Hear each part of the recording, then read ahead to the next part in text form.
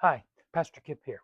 I was reading and studying the other day, and I ran across a list of famous sibling rivalries and some of their stories. Some of them I knew, and some of them I didn't. And I want to share with you three that I had no idea about. The first are about two sisters, Olivia de Havilland and Joan Fontaine. Olivia and Joan were actresses in the golden era of Hollywood in the 1940s, and they were fiercely competitive. And what they were competitive about is which one would be the first to win an Oscar. Now, that sounds kind of fun, but it wasn't fun for them. They actually were estranged for many years, actually, over a period of 3 decades. They refused to speak to one another. And the reason was because Olivia had won 2 Oscars and Joan Fontaine had only received one Oscar.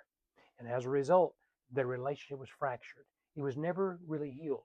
Though they would go on to act and go on with their lives, they would be estranged until their deaths. The second one that I didn't know anything about was Edwin and John Wilkes Booth. Now, John Wilkes Booth famously assassinated Abraham Lincoln on April the 14th, 1865, or at least shot him, and he died later across the street. What I didn't realize was his brother Edwin was a supporter of the Union. John Wilkes Booth was a supporter of the Confederacy. And because of their political alignments, they were estranged. Edwin would struggle the rest of his life following the death of his brother because of the reality of what his brother had done in assassinating the President of the United States, Abraham Lincoln. The third sibling rivalry that totally surprised me were two German brothers by the name of Adolf and Rudolf Dassler. They were the heirs of a very successful shoe company in Germany.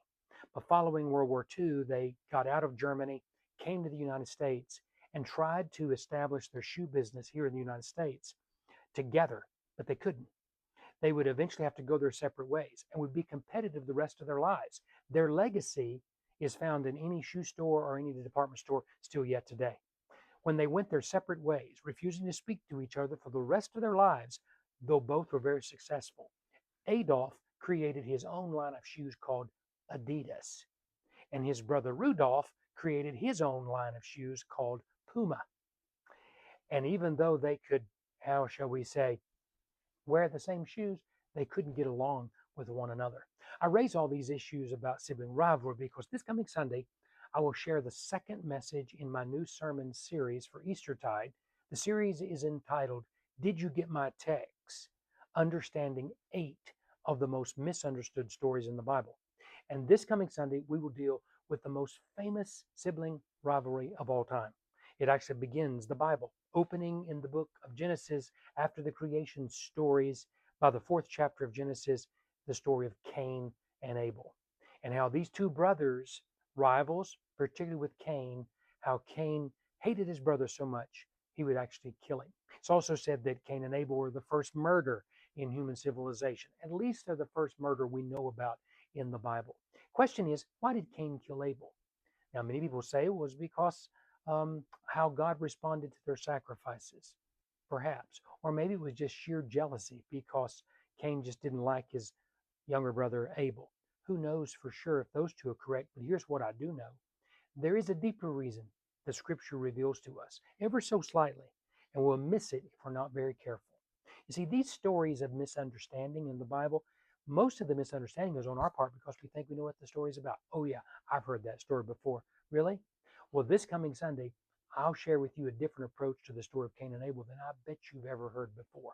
Not because I just came up with it one night when I had so little to do, but because biblical scholars have helped unleash the real reasons that created this sibling rivalry between Cain and Abel, and more importantly, what the lessons are for us.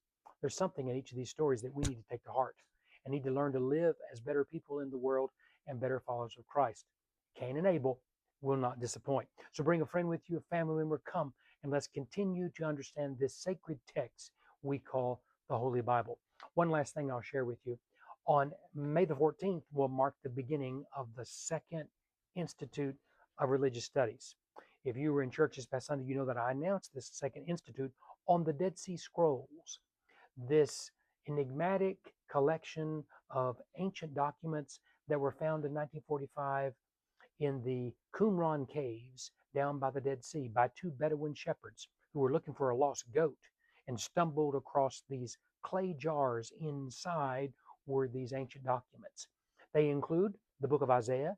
They include many of the other books in our Bible, particularly in our Hebrew Bible, and they date to some 300 years before Jesus and also about 70 years after the time of Jesus. Quite a continuum.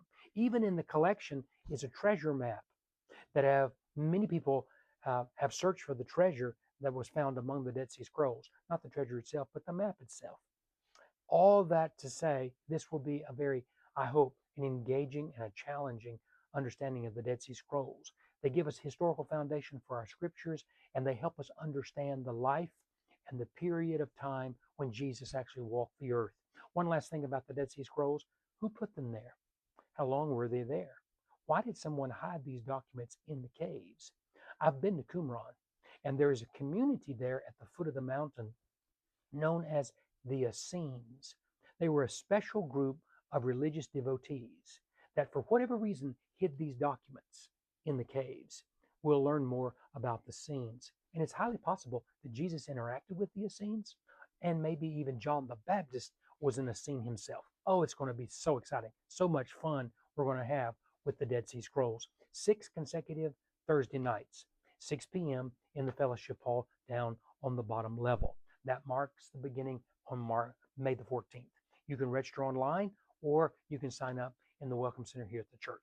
I need to know you're coming so I can have all the material ready for you so that we can engage together. I look forward to all that God has ahead of us. The beautiful weather that's coming, the end of spring, the start of summer. These are exciting days, and it's a privilege and an honor to be your minister during these days. I look forward to seeing you this coming Sunday at 11 o'clock. Don't miss it. God bless you.